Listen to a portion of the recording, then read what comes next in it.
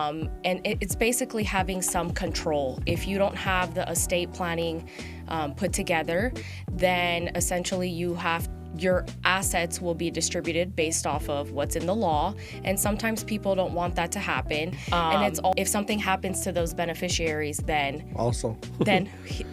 you would still have to go through the probate process, because then there's nobody to distribute the assets, like from the bank account. Yeah.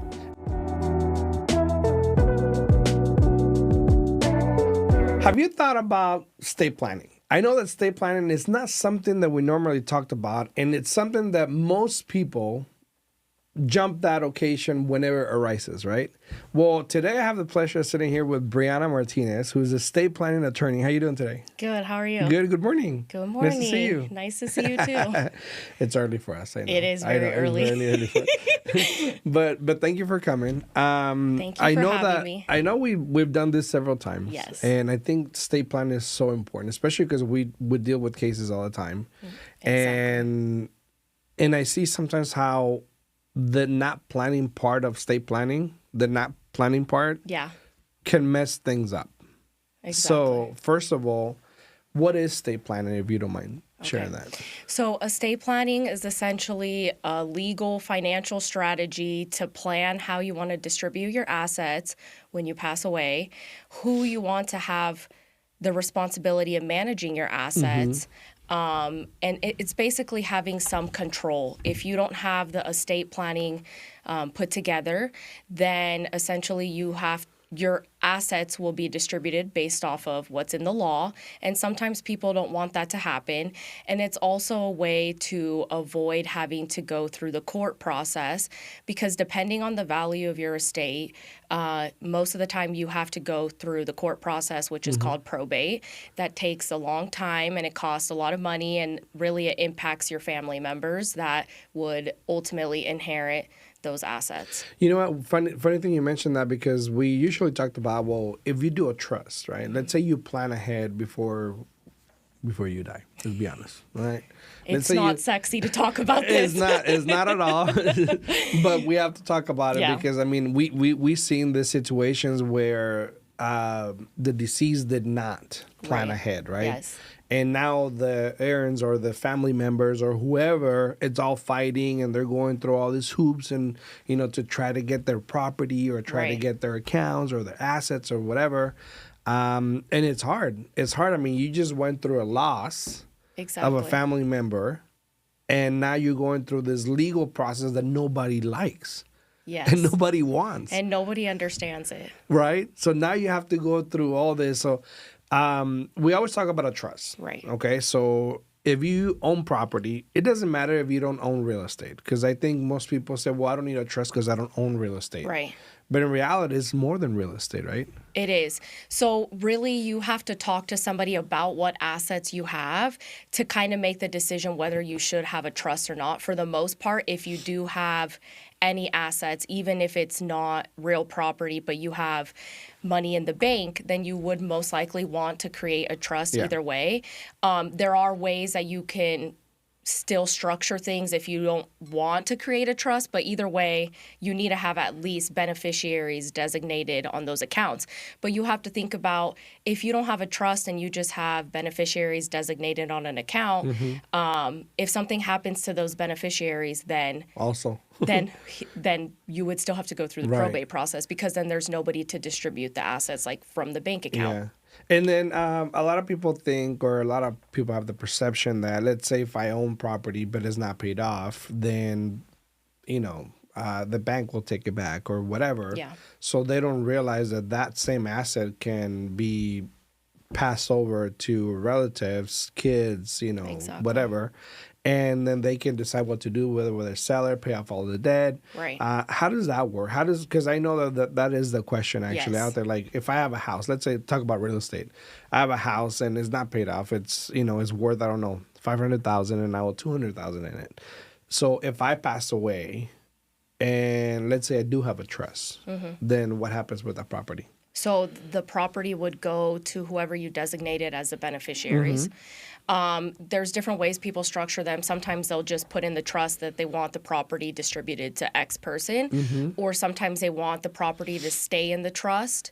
and the trust continued to manage it. It also depends on, like, sometimes there's age restrictions or whatever. The house would still be subject to that mortgage. So whoever inherits the home, if they, for example, can't afford the mortgage or something like that, well, they have the option of selling it, paying it off, and keeping the money. There's different ways, again, for it to be structured. But yeah, they take it subject to the mortgage, but there's equity in the home. Right. So they can still either make the payments or they Right. can sell it, they can do Yes. something, and then out of the equity, then obviously there's debt that needs to be paid. Exactly. Right. Now, what would happen? Let's say I don't have a trust, I don't have a probate. I know there's a process in time, or sorry, a trust, but there's a process in that time, or in that that things that need to happen. Yeah. Where you need to let, I would say, the world know that somebody had passed away. Right. The creditor notice. Creditors, hearings, maybe if there are some. I mean, there's that process. So if I don't talk, let's say I haven't talked to that person for like years. Right. And then you guys have to find somebody of where this, whatever's left on the trust, Right. where does it go, right? Wait, trust or no trust? Or with a trust. Let's say there's a Okay. trust, but there's nobody available. Okay. What do we do with what's on the trust? Let's say there's money, there's properties. What happens to all that? So I think it depends. So are you saying like the person like had already passed away, or Yes. there's no communication with that person? There's no communication with that person. Okay. And let's say I'm just on my own. Okay. And I passed away. Like, what happens to all my property? Did you have a trust? Or No, you let's say didn't? I don't have a trust. Nothing. Nothing. Okay, so depending on the value, which honestly people don't realize this, but for the most part, unless you really have like maybe less than $25,000, most people actually do have assets, right? Like any equity in your home is considered an asset. Depending on what the value is depends on the process we have to go through. The higher the value, so anything over 300,000 is like the longest probate process. It's called general administration. Most people are in that range. Yeah. They don't realize that. They don't think about it. Anyway, so back to what would happen. So depending on the value of your estate, so the first part is figuring out what are your assets, what's the value, and somebody has to be administrator over your estate. Again, it depends what's the value, but there still has to be somebody. They need to be here in Nevada, so they have to be a Nevada resident. You would have to submit to the court to open up a probate, and then depending on the value, again, that depends the process. If there's there's a list of how things get distributed basically to your family members. Okay. If all of those people have Like passed best away. in the relationship? Yeah. So Okay. like, let's say you're not married, you don't have kids. Okay, well the next in line would be your parents. Let's say that your parents have passed away, then it's your siblings, right? And so you kind of go through that order of priority, and then you do your best efforts to find them. Okay. Now, you said we do the best efforts to find them. Right. How do you find them? There's companies you could pay. Like private investors, something Yeah. like that. Yeah. You'd be surprised. A lot of companies kind of do some digging on their own, because then they'll go and tell like a beneficiary, hey, Yeah. you're about to inherit this money, but we want a portion because we helped you. Like find Yeah. them, stuff like that. Ancestry.com. I haven't really had any issues except maybe once Okay. where we couldn't find them. So I have a case right now where the person was married, but the spouse moved to another country years ago. So they're legally married here. That spouse is technically supposed to inherit the estate, but they are out of the country. So what happens with the state? Well, there's other beneficiaries that could inherit it. Okay. But we still have to make the effort to try to contact this person, notify them that there is And there's a period of probate time going that on. you have to do that, right? Not necessarily a period of time. Like we've noticed the last known address we've continued to send notices to, but they come back. Okay. I don't know what the court's going to do. If the court's going to say, no, you need to hire like a private investigator to try to find them. We've sent emails, stuff like that, and we're not getting anything back. So at what point do you guys stop? Probably once the court is satisfied. So it's Okay. really going to be discretionary on the court. Okay. And then at some point, if there's literally nobody to distribute it to based off of the law, then the assets essentially go to the state. Why is it that people have like, I guess people don't realize that what you're saving on, or your family or your siblings or anybody, on doing a trust, on doing, going through estate planning. I know it costs money, right? It does. But then people don't realize that it will cost even more probably. And maybe not you, maybe your family. And again, exactly. Why is it so hard to grasp on that estate planning is something that we have to do in order to have peace, I guess, I would say. And, leave our family with something. Yeah. I don't know why it's so hard to grasp. I think people hear the amount and they're just like, oh no. Yeah. And I get it, but at the same time, they're not, first of all, people don't like thinking about death. Mm-hmm. And also people are not educated on what happens. So most people are like, oh, like, I'm married, it's just going to go to my spouse. And like, yeah, for the most part that happens, or I have children, it'll just go to my kids. But they don't realize like, not really, that it's not as simple as people think. So one, it's not talking about death and not being educated on the process, and then hearing the number of what it costs. And they're just like, oh no, I don't want to pay that. But ultimately it will cost more money. It will cost more money because they have to go through probate. Yes. And again, and I said this again, going through a probate after a death in the family, it is hard. It's so a hard process. Sad. I mean, it's just adding more pressure. Yes. To what you just went through. Yes. So imagine, like, they have to deal with the death of losing a loved one, and then now they have to deal with all of the intricacies of probate, figuring out assets. Like, sometimes it's not clear where the assets are, opening up a bank account, having to talk to a lawyer. Also, sometimes depending on like how much access they have, like, there's issues if there's a mortgage. Sometimes there's issues with paying the mortgage. A lot of times the administrator has to front costs. Well, not everybody's in a position to front the costs. And so some people are like, well, we don't even have the money to front it. So like, they don't even want to deal with it. Yeah. And that's hard. Yeah. That's hard.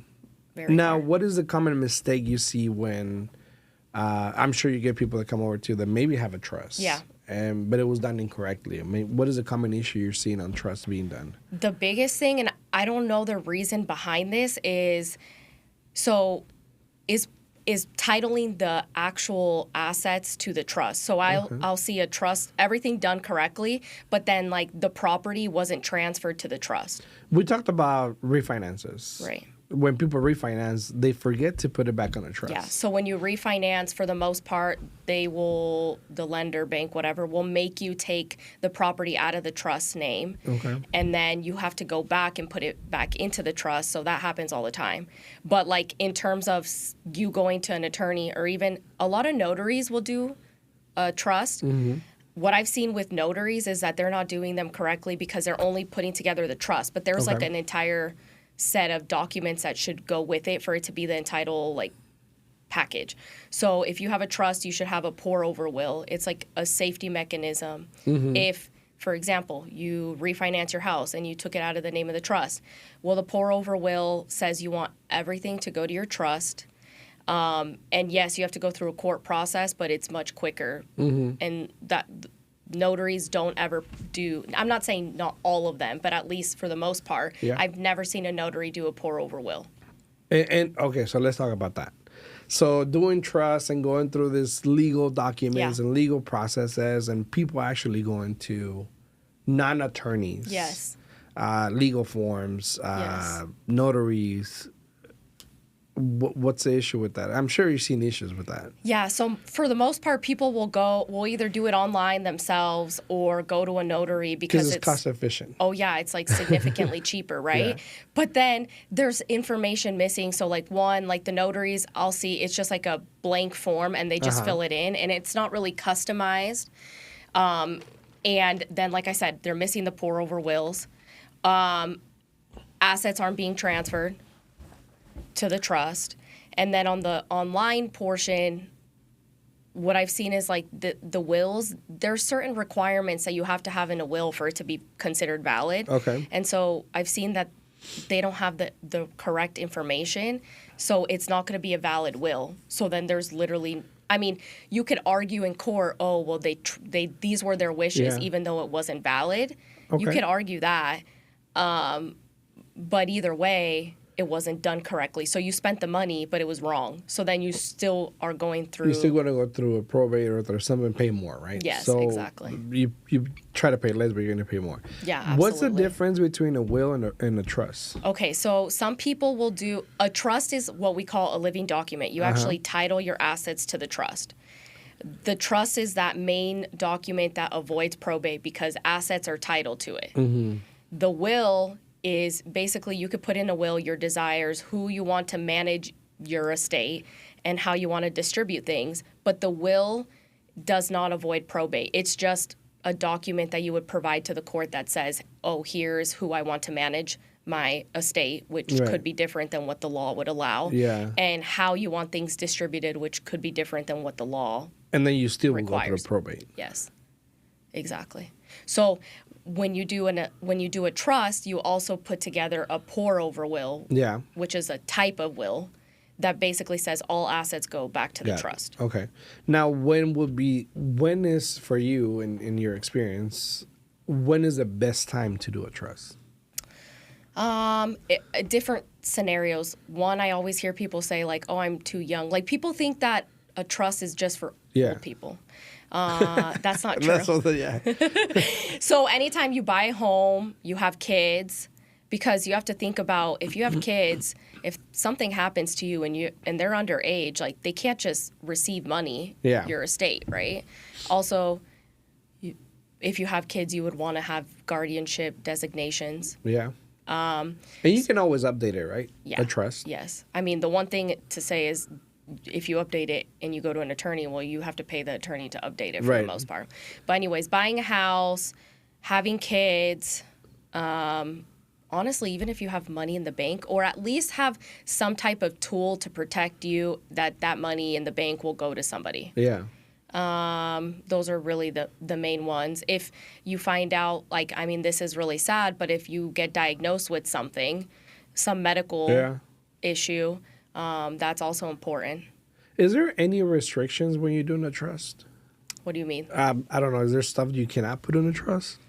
No. The one thing that I will say is if you have bank accounts or investment accounts and you have a beneficiary listed, that controls. So let's say we get together and you guys and somebody tells me, oh, I want X money to go to X person in the trust. Yeah. But the bank has a different beneficiary, that's going to control it. Okay. All right. Well, I mean, this whole trust thing, I'm telling you, we run through some scenarios. I've seen some really good trusts. I've done some deals where people have a trust all neat and nice. We had a couple that, took time because there was things that need to be done. Deed upon death. Tell me about that. Death. Okay. We're working on some of those. I know. I have 2 of those right now. Okay, so deed upon death is a mechanism to basically, like, let's say you don't want to do a trust. People will do a deed upon death because it's like a way cheaper option. Basically, it's a deed that says when you die, who you want your home to go to. Right. What people don't understand is there's restrictions like after the fact. So you have to do, like, let's say you do a deed upon death. Well, whoever the property goes to, there's a mortgage. Okay, well, the mortgage still has to get paid some way, somehow. There's tax implications. I don't necessarily know them because I don't have a tax background, but there are tax implications to whoever. Right. Well, they inherited a property, so yeah. And then to add to that is if they want to just sell it, right, because they don't want to be responsible for the mortgage, there's equity, like, let's just get rid of the house. It's not like somebody passes away, I inherit the house, I could sell it right away. That's not really how it works. There's a notice to creditor period that you have to do. And the reason why is the title company wants to make sure, like, the title's clean when the house gets sold. So you have to do a notice to creditors. We have to ask the Medicaid department to make sure that there's no money owed, because if there is money owed, they have to get paid. Right. So the process is a lot. It seems cheaper, and it might work for some people. Yeah. Depending on like if the house is paid off, like what is the beneficiary going to do with it? Yeah. But there are some legal consequences that people don't realize. And so for the most part, when the beneficiary, if they want to sell, the title company is going to tell them, well, hey, you have to get a lawyer. Yeah. Which we've had. Yeah. And that's what we're going through. But I appreciate your time, Mija. Thank you. Thank you you for coming. Thank you for If having you want to me. give your information, where people can talk to you about, you know, if they want to do a trust, talk Yes. about estate planning, where can they reach you at? Okay. So I work at Kemper Kroll, and my direct line is 702-792-7072. Again, the number is 702-792-7072. There's a lot of sevens in there. So I'm just Makes it repeating it. If you call me like on the weekend or after hours, just like expect probably like a 2-day turnaround just because it's after hours. All right. Thank so you. there you go. Briana Martinez, Alfredo. See you guys in the next one. Show. Thank you.